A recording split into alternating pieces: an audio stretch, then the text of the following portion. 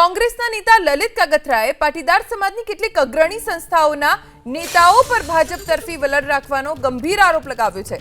સાથે જ તેમણે સમાજના નેતાઓને રાજકારણથી દૂર રહેવાનું આહવાન પણ કર્યું। કોંગ્રેસના નેતા લલિત કગથરાએ ઊંઝા અને સિત્સર સહિત પાટીદાર સમાજની કેટલીક સંસ્થાઓના આગેવાનો પર ભાજપની ગુલામી કરતા હોવાનો આરોપ લગાવ્યો। લલિત કગથરાએ કડવા અને લેઉવા પાટીદાર સમાજના સામાજિક નેતાઓ પર પણ સવાલો ઉઠાવ્યા। તેમણે કહ્યું કે સામાજિક સંસ્થાઓમાં રાજકીય દખલગીરી સતત વધી રહી છે, જેથી સમાજના નેતાઓને રાજકારણથી દૂર રહેવા માટે તેમણે અપીલ કરી।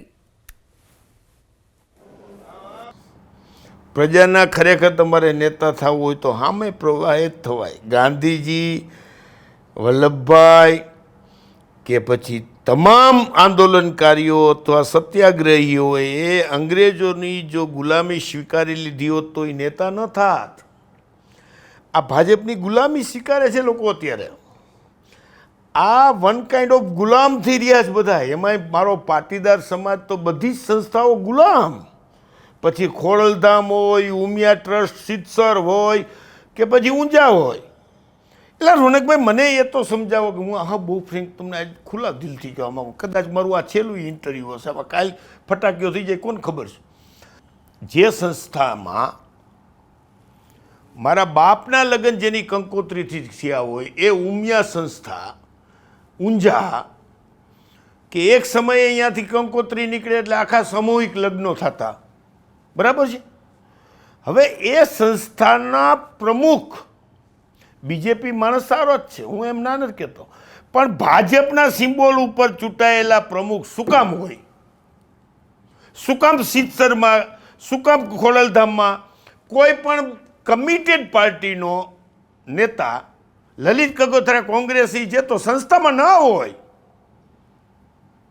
તો જમનાદાસ જમનભાઈ પટેલ બીજેપી, બાબુ જમનાદાસ પટેલ બીજેપી એ ઊંઝા સંસ્થાના પ્રમુખ હોય એવી ગુલામી શું કામ પાટીદારોએ સહન કરવી જોઈએ મને સમજાતું નથી। આ બાબતમાં હું આક્રમક છું। આ તમે આ સ્વભાવ તમે વિદ્રોહી ગણો, આક્રમક ગણો, ઉતાવળીઓ ગણો, જે ગણવું હોય તે ગણો, પણ જે સંસ્થામાં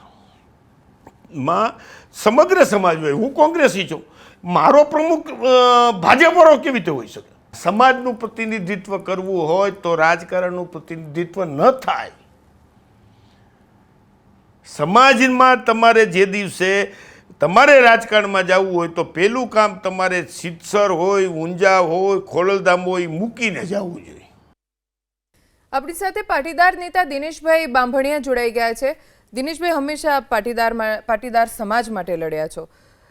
લલિત કગથરાએ જે વાત કરી છે કે સમાજ અને રાજકારણને અલગ રાખવું જોઈએ, ખાસ તો ભાજપના ગુલામ ન બનો, એવું લલિત કગથરા બોલ્યા પાટીદાર સમાજને, શું પ્રતિક્રિયા આપની? જો લલિતભાઈ કગથરા પણ એક વડીલ છે અને સમાજના આગેવાન છે, સાથે એ કોંગ્રેસ પક્ષના હોદ્દેદાર છે। સમાજના તમામ સંસ્થાઓ કોઈ પણ હોદ્દેદાર કે પાર્ટીથી ચાલતી નથી હોતી, એ સમાજથી ચાલતી હોય છે। એટલે સામાજિક સંસ્થાના હોદ્દેદારો કોણ છે એ બહુ મહત્વનું નથી હોતું।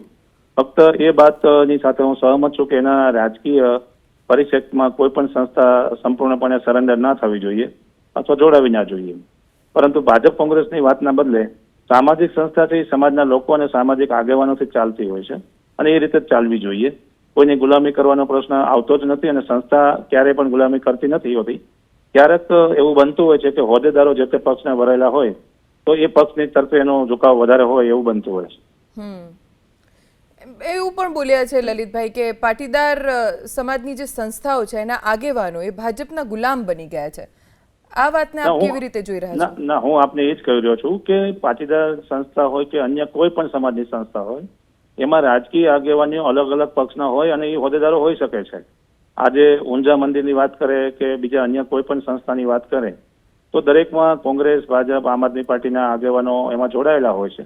ભારતીય જનતા પાર્ટીના આગેવાનોનો ઝુકાવ ભારતીય જનતા પાર્ટી તરફે હોઈ શકે, એવી જ રીતે કોંગ્રેસના આગેવાનોનો ઝુકાવ કોંગ્રેસ તરફે હોઈ શકે, પણ સંસ્થા છે એ તો સામાજિક લોકોથી ચાલતી હોય છે અને લોકો દ્વારા ચાલતી સંસ્થાનું નામ જ સામાજિક સંસ્થા કહેવાતી હોય છે। આભાર દિનેશભાઈ એબીપી અસ્મિતા સાથે વાત કરવા માટે। તો લલિતભાઈ કગથરા, જેમણે એબીપી અસ્મિતાના ડિજિટલ પ્લેટફોર્મ પર આવતા ખાસ શો ધ રોનક પટેલ શોમાં સ્ફોટક નિવેદનો આપ્યા છે. આખું ઇન્ટરવ્યૂ તમે સાંજે 6 વાગે એબીપી અસ્મિતાના ડિજિટલ પ્લેટફોર્મ ઉપર જોઈ શકશો. લલિત કગથરાએ કેવા સ્ફોટક નિવેદન આપ્યા છે આજે સાંજે 6 વાગે આપ જોઈ શકશો.